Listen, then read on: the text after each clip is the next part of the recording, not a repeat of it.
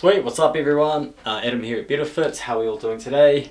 Hopefully we're doing pretty good and we've been smashing our goals out, whatever that may be. So I want to talk to everyone today on this video around self-determination theory. You may or may not have heard about it. So it's a theory in like adherence, motivation, things like that. So half the battle is when we're exercising is a motivation to get started and maintain and increase that exercise adherence. So staying on track with whatever it is we're doing. In this area where we're focusing on exercise, so how to stay focused and motivated for exercise. And self-determination theory, I mean it's still technically a theory because it hasn't been legitimately proven, but in my opinion it's pretty on the ball with it. So we're going to have a few discussions, a bit of a discussion and look at some of the key points of what this is. Cool, so what is self-determination theory? It's basically a theory that is pretty rooted in there's a lot of factual data around it. Like I said, we can't exactly prove it, so it's still called a theory. So it's basically rooted in three concepts, and we could think of it as like a tripod. So let's get rid of this. So this came out of the works from Deci and Ryan. I think they had the original works around self-determination theory around 1985. And if you're familiar with some other things like the health concept model or the trans-theoretical model and exercise psychology, you'll know what I'm talking about. Okay, so we've basically got three components to it. One, we've got, so we need, if we look at a tripod, it stands. Sweet, so we've got, I think that works out, maybe I can make that a little bit longer. And that would be, yeah, sweet. So if we take away this one, boom, come crashing down. Take away this one, go forward or backwards, obviously, and then get rid of that. Cool, and then if we take away this one, it's going to come this way. Oh, it's going to go crash. Alright, so we need all three components for this to work optimally. So the first one is going to be, and this is my favorite one, is going to be mastery or competent. So being competent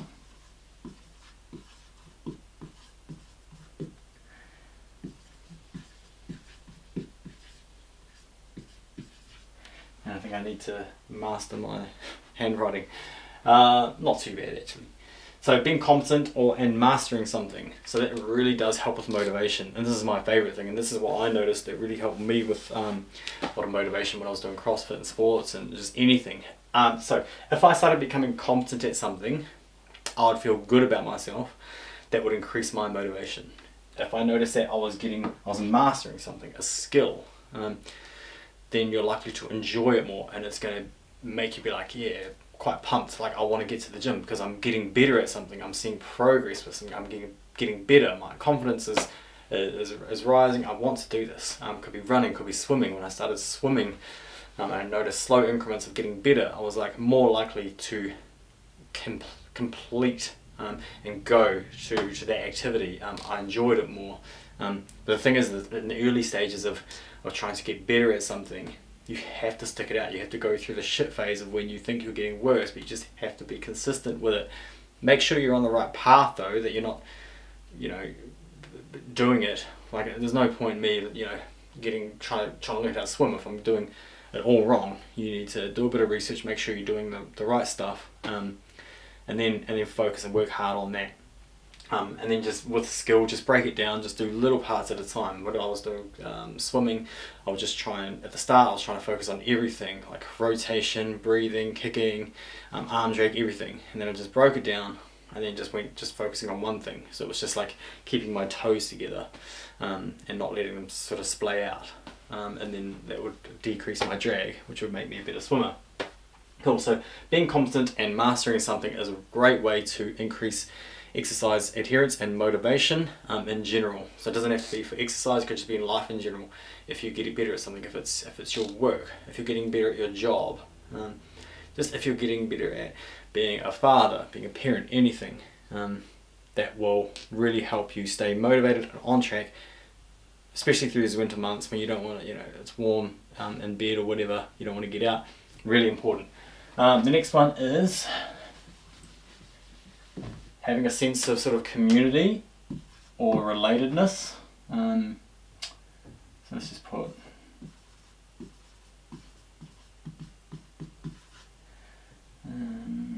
slash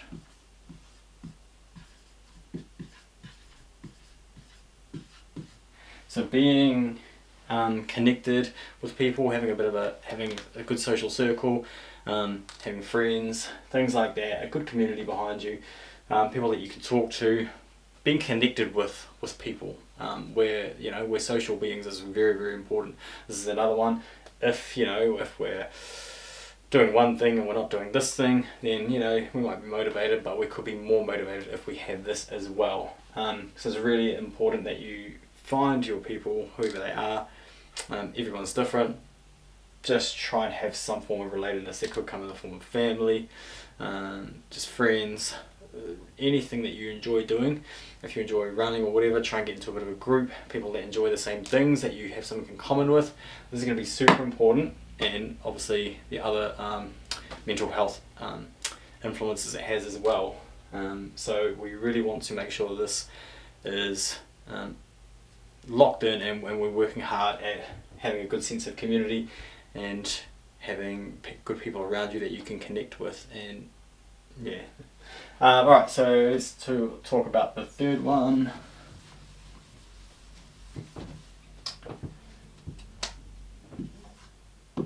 Is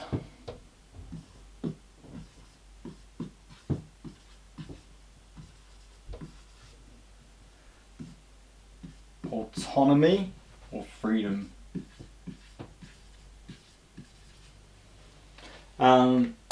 Cool. So autonomy, basically you're able to do what you want when you want, sort of thing. Now obviously we can't have complete freedom, if we have a job, that we have to go to work, we have to pay the bills, all that sort of stuff. We have kids, we have family responsibilities, all that. But you can make decisions that allow you to have more of this than less of it. Sweet. So having a job that we enjoy, or we have a relative some freedom in that. Being able to do what you like to do. If it's a walk on the beach, having time to go and do that. If we don't have the freedom to do things that we enjoy, then we're going to become pretty demotivated. A lot of the stuff, honestly, when you think about it, is quite common sense, but there is a lot of strong evidence on this as a whole. So all these three things, when you put them together, when you knock out one, you become less motivated. If you have none of these, then it's going to be a bit of a shit show. Me personally, I've had none of these, and I struggled to get out of bed. Pretty depressed, pretty miserable. So when I started researching and getting into exercise and getting better at things, I didn't really know what this was. I just knew that I felt better and more confident in myself, and that really helped. And then when I started studying, I learned about this sort of stuff, and I was like, oh shit. It was like a bit of a light bulb moment. This is, these guys are pretty onto it. There's all this research about stuff that I've actually done without actually knowing what this is. So having freedom to do what you can, within reason, and that autonomy to do things that you really enjoy doing. If it's going to the gym, like if you don't have time to go to the gym, then shit, that's not good. So whatever it is, if it's a workout, just anything, you need to be able to do things that you really enjoy. Playing guitar, music, whatever, hiking. So that's going to be another really important thing. So I hope this all makes sense. So check it out, Self-Determination Theory. I might chuck a link up as well where you can read more about this.